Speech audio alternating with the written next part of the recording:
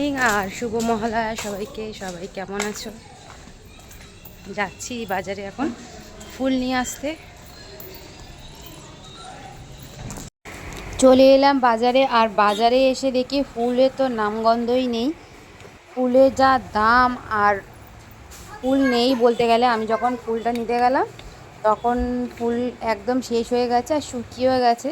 তা কোনো রকমে দিতে হয় তাই নিয়ে নিলাম। আর নিয়ে নিলাম মাটির প্রদীপ, 3টে মাটির প্রদীপ। আজকে নাকি জ্বালাতে হয়, জ্বালালে নাকি খুব ভালো। একটা তুলসী তলায় দিতে হয়, একটা দিতে হয় দুয়ারের গোড়ায়, একটা আছে মন্দিরের সামনে, মানে তোমাদের সিংহাসনের সামনে। আর আজকেরই নিয়ে এলাম দেখো মা দুর্গাকে আমাদের ঘরে মহালয়ার দিনকারে নিয়ে এলাম। নিয়ে এসে এবারে বসিয়ে ভালো করে পুজো দেবো। তা ভাবছিলাম অনেক দিন ধরে একটা মা দুর্গাকে নিয়ে আসবো, আর আজকে যেহেতু মহালয়া তাই জন্য নিয়েই চলে এলাম একটা ফটো।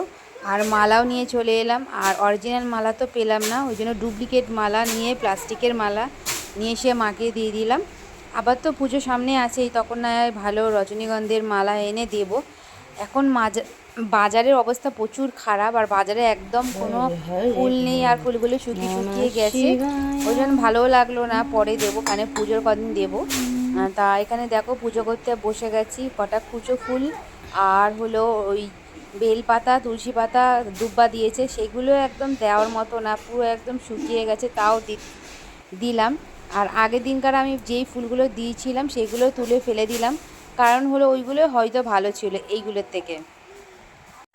আর এইদিকে নিয়ে এলাম মিষ্টি, মহালয়ার দিনকার মিষ্টি মুক্ত করতেই হয়, তাই জন্যে মিষ্টি নিয়ে এলাম, ঠাকুরকেও দেবো প্লাস আমরাও খাবো। আর এইদিকে পুজোটা আমাদের দেওয়া কমপ্লিট হয়ে গেছে, ধূপ ধুনো দেবো, প্রদীপ দিয়ে আরতি করব। আর যে মাটির প্রদীপগুলো নিয়েছি সেগুলো সন্ধ্যাবেলায় দেবো, সন্ধ্যাবেলায় দিলে ভালো। বাচ্চাদের ঘরে বুঝতেই পারছো যে ভয়েস দেওয়া কতটা কষ্টের ব্যাপার। সাইড থেকে তারা এতটাই চেল্লাচেল্লি করে যে ভয়েসটা দিতে গেলে আমাকে যখন ওরা ঘুমায় তখনই দিতে হয়। তা যাই হোক না কেন, এখানে আমি করছি আরতি করে নিচ্ছি এবারে কর্পূর দিয়ে আরতি। আর এদিকে করে নিয়ে তারপরে রান্না বান্না বসাবো। আজকের যেহেতু অমাবস্যা ওই জন্য একটু নিরামিষই খাবো, পুজোটা দিয়ে নিই তারপরে রান্নাটা বসাবো। আর তোমরা কে কে আজকের গঙ্গায় স্নান করতে গেছো অবশ্যই জানিও। গঙ্গায় স্নান করা আজকে তো খুবই পুণ্যর একটা কাজ, কিন্তু আমাদের হয়ে ওঠেনি, ওই জন্য আমরা যাইও নি।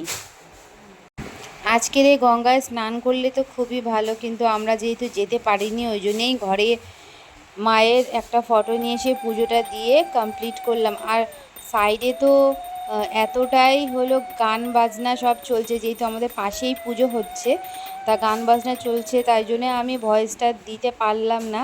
মায়ের যে ধ্বনিটা আছে সেইগুলোই চলছিল, কিন্তু আমি এটা দিতে পারবো না, কারণ হলো কপিরাইট চলে আসবে, ভালো মতোই জানো। আর এই দিকে দেখো আমাদের ঘরে চলে এসেছে কাশফুল। তোমরা কে কে কাশফুল তোমাদের ঘরে এনেছো কমেন্ট করে জানিও। কাশফুল ঘরে রাখা কিন্তু ভালো, পুজোতে যতদিন মার আগমন হচ্ছে বা যতদিন না যাচ্ছে ঘরে কাশফুল রাখলে খুবই ভালো শুনেছি, তাই আমিও রেখেছি। আর এদিকে বসিয়ে দিয়েছি সয়াবিনের তরকারি, আর করব ক্যাপসিকাম দিয়ে পোস্ত, আর হবে ঝিঙে আলু পোস্ত। তা আজকে নিরামিষই, আর কালকের একটু ডাল আছে, তরকারি আছে, অনেক কিছুই আইটেম আছে, মোটামুটি হয়ে যাবে।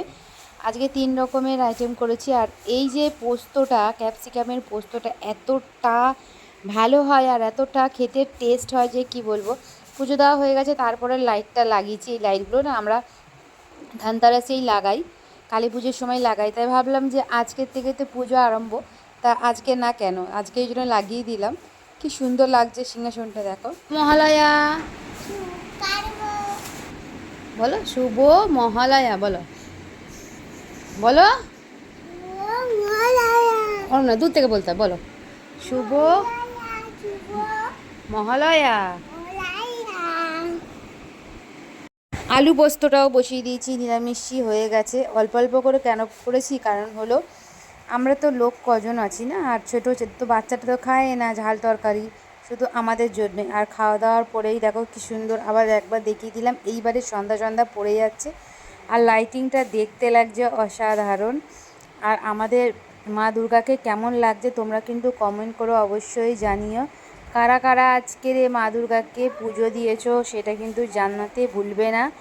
আর বাজে তখন 6টা। এবারে বসিয়ে দিলাম চা, বিকালের চা, আর বাচ্চাদের জন্য দুধটা জাল দিচ্ছি, আর আমাদের জন্য বসাচ্ছি চা। আর এদিকে সন্ধ্যাটা দেব, চাটা ততক্ষণ হোক আর আমি এদিকে সন্ধ্যার জন্য রেডি করি। বললাম না আজকের 3টে মাটির প্রদীপ ধরানো খুবই ভালো, তাই জন্য আমি ওই বাজার থেকে যখন গেছিলাম সকালবেলায় তখনই ঘি আর হলো 3টে মাটির প্রদীপ আমি এনে রেখে দিয়েছিলাম। তা চলো এখন দিয়ে দিয়ে সন্ধ্যাটা দেওয়া যাক। আর মাটির প্রদীপ একটা দুয়ারের সামনে, আর একটা তুলসী গাছের সামনে, আর একটা দেব আমাদের সিংহাসনের সামনে। আর জ্বালাবো কর্পূর আর ধুনো দিয়ে ভালো করে মাকে আরতি করে নেব নিয়ে। আর সারাক্ষণ একটাই কথাই বলবো, মা সবাইকে ভালো রাখো, সুস্থ রাখো। আর সামনে মায়ের পুজো আসছে, সবাই যেন সুন্দরভাবে পুজোটা কাটাতে পারে, সুস্থভাবে সবার ঘরে যেন আনন্দ মজা সারাক্ষণ লেগেই থাকে। কোনো রকম দুঃখ কষ্ট যেন কেউ কোনো দিক থেকেই যেন না পায়।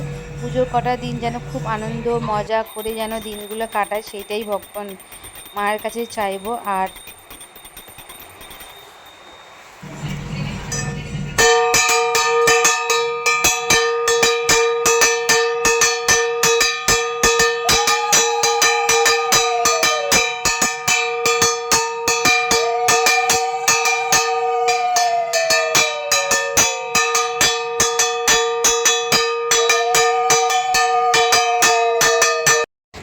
মাকে আরতি করে নেব, আর এইদিকে তুলসী গাছের গোড়ায় গিয়ে দিয়ে আসবো প্রদীপটা। এই প্রদীপটা যতক্ষণ জ্বলবে জ্বলুক না, ঘিয়ের প্রদীপ নিভাতে নেই, যতক্ষণ ঘি থাকবে ততক্ষণই জ্বলবে, আর জ্বললে ভালো। কিন্তু যেহেতু বাইরে আমি দিয়েছি, হাওয়া আছে, হাওয়াতে নিভে গেলে সেটা আবার নয় জ্বালিয়ে দেবো, কিন্তু ঘিটা যতক্ষণ আছে ততক্ষণ জ্বললে পরে ভালোই হয়। তা এইদিকে মাকে আমি আরতি করে নিচ্ছি, তারপরে সন্ধ্যাটা দেওয়া হয়ে যাবে, হয়ে গেলেই তারপরে আমরা একটু চা খেয়ে নেব। এইভাবেই তো আমাদের দিনটা কাটলো। আশা করি তোমাদেরও দিনটা ভালোভাবেই কাটলো। কিভাবে কাটলো, তোমরা কি গঙ্গায় স্নান করতে গেছো সেটা কিন্তু জানিও। আর ভিডিওটা কেমন লাগলো সেটাও জানিও। তোমরা লাইক কমেন্ট শেয়ার করতে ভুলো না। সবাইকে অনেক অনেক ভালোবাসা। আর এইবারে বসে গেলাম চা নিয়ে, চলো চাটা খেয়ে নিই।